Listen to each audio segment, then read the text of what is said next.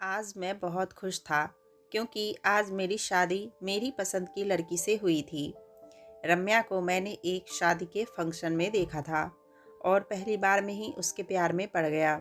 वह इतनी सुंदर थी कि मैंने कुछ ही दिनों में उसके घरवालों से उसका हाथ मांग लिया और वह भी तुरंत ही राजी हो गए क्योंकि मैं एक अच्छी नौकरी करता था। 2 महीने के इंतजार के बाद आज मेरी और रम्या की शादी हुई और आज वह मेरे साथ थी। यह 2 महीने मेरे लिए 2 साल के बराबर थे। मैं उससे बात करने के लिए, उसकी मीठी आवाज़ सुनने के लिए तरस रहा था, पर बाद में खुद को ही समझा लेता कि जितना लंबा इंतजार उतना ही गहरा प्यार। जब से हमारा रिश्ता हो गया था, मेरा प्यार उसके लिए बढ़ते ही जा रहा था। रम्या मेरी माँ की सहेली की बेटी थी, इसलिए मुझे उसके बारे में ज़्यादा कुछ पता करने की ज़रूरत नहीं थी। आज मेरा इंतज़ार ख़त्म हुआ और वह मेरी पत्नी के रूप में मेरे कमरे में बैठी हुई थी। मैं यही सोच रहा था कि कमरे में वह मेरा इंतज़ार कर रही होगी। उसे दुल्हन के जोड़े में देखने के लिए मैं बहुत उत्सुक था। मैं धीरे से अंदर आ गया और उसके पास जाकर बैठ गया। मैंने देखा कि उसके हाथ कँपकँपा रहे हैं। वह बहुत घबरा रही थी।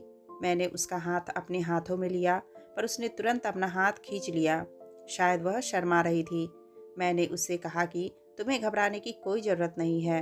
मैं तुम्हारा बहुत ख्याल रखूँगा और तुमसे इतना प्यार करूँगा कि जितना किसी ने भी नहीं किया होगा। वह इतनी सुंदर लग रही थी, मानो कोई स्वर्ग की अप्सरा मेरे सामने बैठी हो। मैं खुद को बहुत खुशकिस्मत समझ रहा था। मैं उसकी तारीफ किए जा रहा था, पर उसके चेहरे पर जरा सी भी हंसी नजर नहीं आ रही थी। शायद वह शर्मीली थी, पर वह बिल्कुल भी हंस नहीं रही थी। उल्टा लग रहा था कि वह रो रही हो। मैं उसके करीब जाने की कोशिश कर रहा था। उतने में उसने कहा कि उसके पेट में बहुत दर्द हो रहा है। यह सुनते ही मैं थोड़ा असहज हो गया। थोड़ी देर पहले मैं बहुत खुश था, पर अब उसके ऐसे व्यवहार से मैं थोड़ा सा घबरा गया। मुझे लगा कि उसे कुछ नहीं हो रहा है, बस मैं उसके पास ना जाऊं इसलिए बहाना बना रही होगी। इसलिए मैं कमरे से बाहर आया और मेरी पत्नी के पेट में दर्द है, उसे दवाई की ज़रूरत है, ऐसा घर वालों को बताने की सोची। यह सब सोचते हुए मुझे थोड़ा अजीब लग रहा था। घर के सभी लोग सो गए थे। मैं दवाई ढूंढ रहा था। मैं जैसे ही अंदर जाता, उतने में मेरे ममेरे भाई ने मेरे कंधे पर हाथ रखकर कहने लगा कि सब कुछ ठीक है ना? हाँ, सब कुछ ठीक है, बस रम्या की तबीयत थोड़ी ठीक नहीं है, इसलिए दवाई ले जा रहा था। उतने में वह कहने लगा कि लड़कियां शादी की पहली रात को ऐसे ही बहाने बनाती है। जब उसे उसका पति पसंद नहीं हो और उसकी मर्जी के खिलाफ शादी की जाती है, तो वह ऐसे ही बहाने बनाती है। उसने मुझे यह सब कहा तो मुझे उस पर गुस्सा आ रहा था, पर मुझे घर का माहौल बिगाड़ना नहीं था, इसलिए मैं चुप रहा।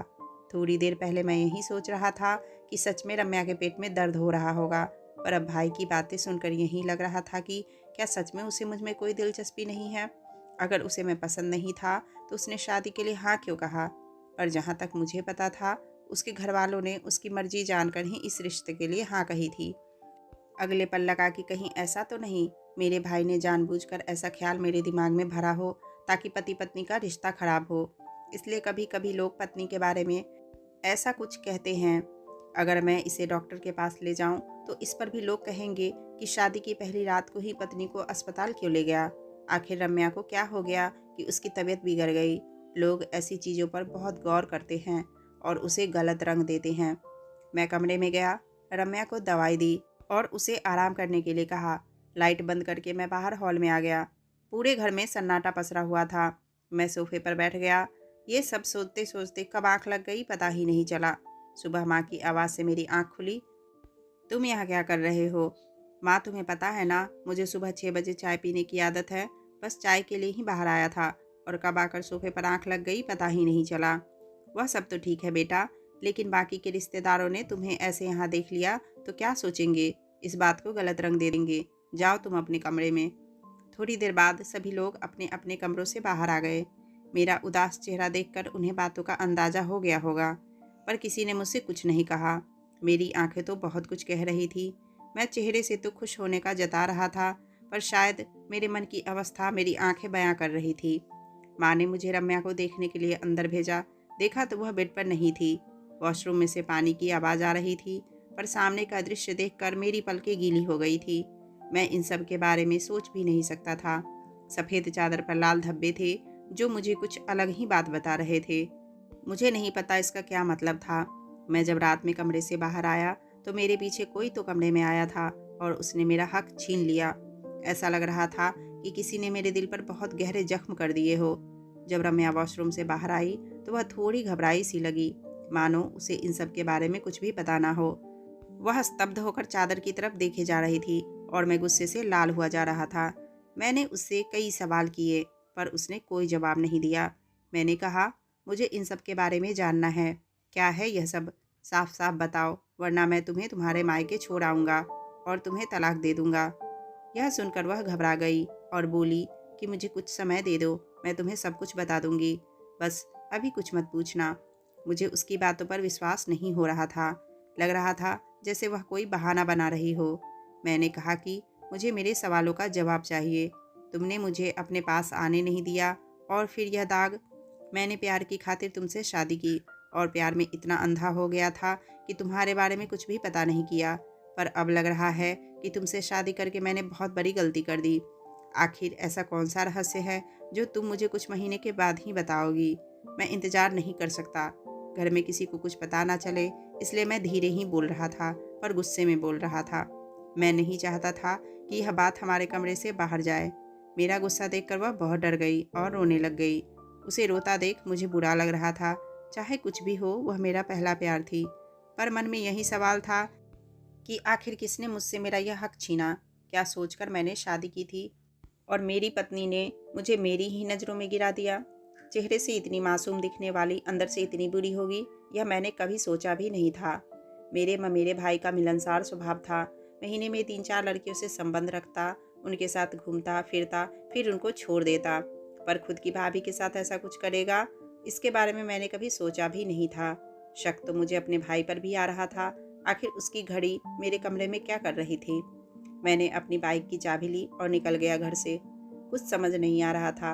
अब मुझे बहुत अकेलापन महसूस हो रहा था। दिल अंदर से टूट गया था।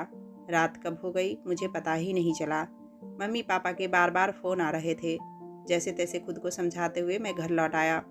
मैं उन लड़कों में से नहीं था जो अपने अपमान का बदला स्त्रियों पर अत्याचार करके लेता। माँ कहने लगी कि नई नवेली दुल्हन को छोड़कर कहाँ चले गए थे। मैंने कुछ नहीं कहा। सभी का खाना हो गया था और मेरी तो भूख ही मर गई थी। इसलिए मैंने ऐसे दिखाया कि मैं खाना बाहर से ही खाकर आया हूँ। मैं अपने कमरे की तरफ बढ़ा पर मुझे रम्या से कोई बात नहीं करनी थी। मैं कमरे में आ गया। बहुत अंधेरा था। लाइट ऑन की तो देखा वह सो रही थी, खुद को कंबल में पूरी तरह से लपेटे हुए। कंबल हटाते हुए मैं कुछ पल के लिए रुका क्योंकि मुझे बहुत गुस्सा आ रहा था। वहाँ पर तकिया कुछ इस तरह से रखे थे मानो कोई सो रहा हो। वह यहाँ नहीं थी तो कहाँ थी? वह मुझे उसके बारे में गलत सोचने के लिए मजबूर कर रही थी। मेरे कदम अपने आप ही मेरे भाई के कमरे की तरफ बढ़ने लगे। मैं अभी उसके कमरे से थोड़ी दूर पर था, तब किसी के बोलने की आवाज़ आ रही थी। यह जानी पहचानी आवाज़ रम्या की लग रही थी। किसी से वो बात कर रही थी। मैं अभी तक उसके कमरे तक नहीं पहुंचा, पर खिड़की से आने वाली आवाज़ मुझे और गुस्सा दिला रही थी। रम्या शायद फ़ोन पर किसी से कह रही थी कि करण को कुछ पता नहीं चलेगा और तुम्हें तो पता ही है कि कोई भी पति यह सहन नहीं करेगा। अगर उसे सच पता चल गया तो वह मेरी जान ही ले लेगा। कल रात मैंने उसे जैसे तैसे अपने से दूर रखा। वह और भी बहुत कुछ बोल रही थी, लेकिन मेरी कानों को वह सुनने की हिम्मत ही नहीं थी। तुमने मुझे धोखा दिया रम्या, यह सोचकर मैं उल्टे पैर अपने कमरे में लौट आया। मुझसे अब रहा नहीं गया। जब वो कमरे में आई तो मैंने उससे पूछा कि तुमने मुझसे शादी के लिए हाँ क्यों कहा, अगर तुम्हें कोई और पसंद था तो। यह सुनकर तो उसके चेहरे का रंग फीका पड़ गया। तब वह कहने लगी कि मैं सिर्फ और सिर्फ तुमसे प्यार करती हूँ, मैं किसी और के बारे में सोच भी नहीं सकती। मुझे उसका हर शब्द झूठ लग रहा था। झूठ मत बोलो रम्या, अगर ऐसा कुछ नहीं है तो मुझसे दूर जाने के बहाने क्यों ढूंढती रहती हो? तब वह बोली कि मैं तुम्हें अभी कुछ नहीं बता सकती, तुम्हें थोड़ा इंतजार करना पड़ेगा। आखिर मेरी पत्नी को मुझसे दूर रहने के लिए कौन कह रहा था? मैं अंदर ही अंदर जल भून रहा था, पर फिर भी घर में कोई तमाशा ना हो, इसलिए मैं चुपचाप बेड के एक किनारे पर सो गया। समय बीता जा रहा था और मैंने ऑफिस फिर से ज्वाइन कर लिया था। रम्या के लिए मेरे परिवार वालों का नज़रिया अच्छा था। मुझे लोगों को किसी भी तरह का मौका नहीं देना था। वह मुझे छोड़कर सभी से बात करती थी। वह घर वालों का बहुत ख्याल रखती थी, घर के सारे काम करती थी। लेकिन जब रात को कमरे में आती तो कहती कि कभी मेरे पेट में दर्द है तो कभी पैरों में। मुझे दूर रखने के लिए सब कर रही थी। यह मुझे साफ नजर आ रहा था। बंद कमरे में हम दोनों एक दूसरे के लिए अजनबी थे। मन की भावनाओं को मैंने अपने अंदर ही दबा लिया था। मेरे कमरे में आने से पहले ही वह खुद चादर ओढ़कर सो जाती थी। एक दिन मैं ऑफिस के लिए जल्दी चला गया, इसलिए जल्दी आ भी गया था। मैं जब घर लौटा तो फ्रेश होने कमरे में गया, देखा तो रम्या नहीं थी।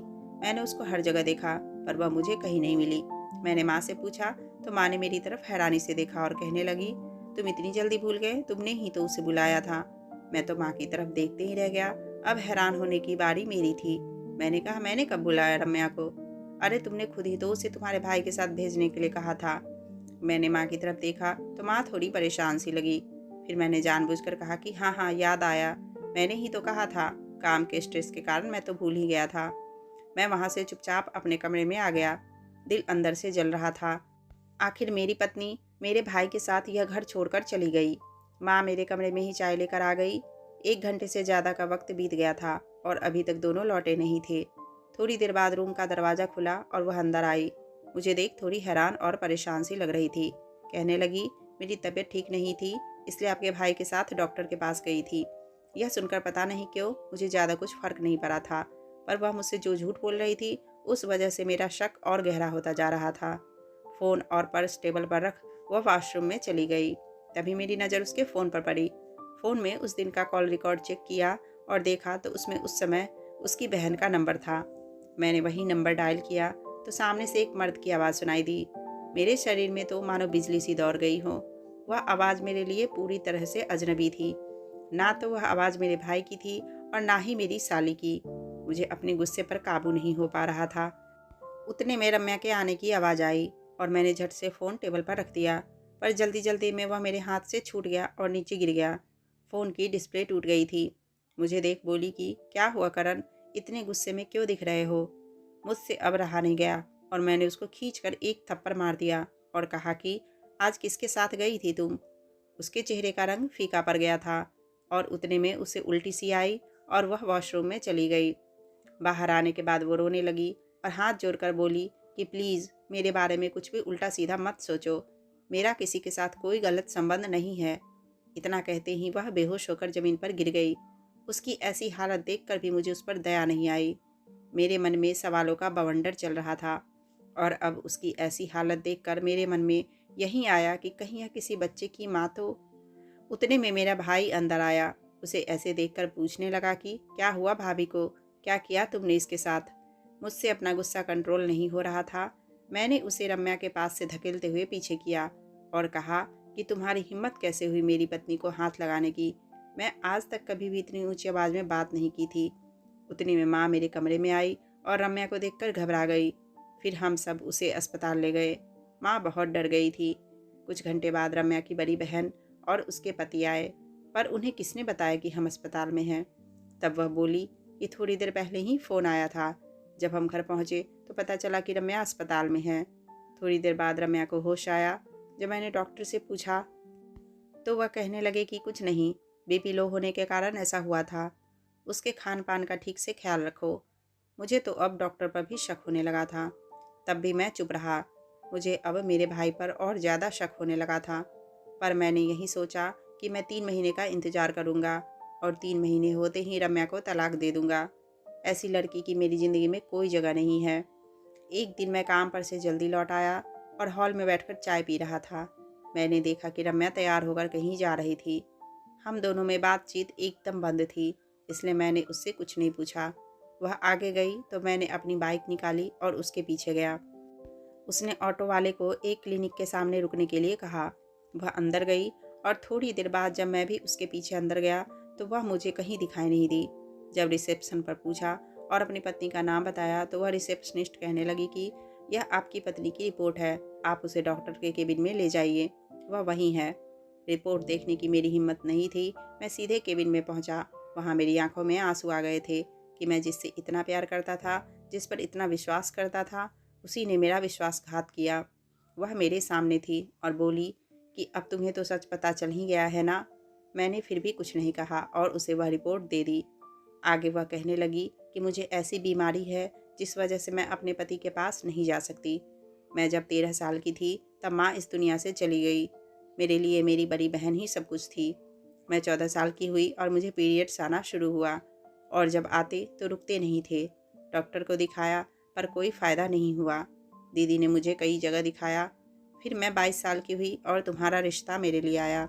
जब मैंने इस रिश्ते के लिए मना किया तो दीदी कहने लगी कि यह लोग अच्छे हैं, मम्मी पापा अब इस दुनिया में नहीं हैं, भैया भाभी के लिए तू बोझ बन गई है, क्या पता आगे जाकर कैसे आदमी से तेरी शादी करवा दे। तू खुशकिस्मत है कि करण ने खुद तेरा हाथ मांगा है। डॉक्टर को जब मैंने शादी के बारे में बताया तो उन्होंने कहा कि 3 महीने और ट्रीटमेंट ले लो, दवाइयों का कोर्स पूरा करो और 3 महीने तक पति को अपने पास मत आने देना, वरना उसे भी इन्फेक्शन हो सकता है।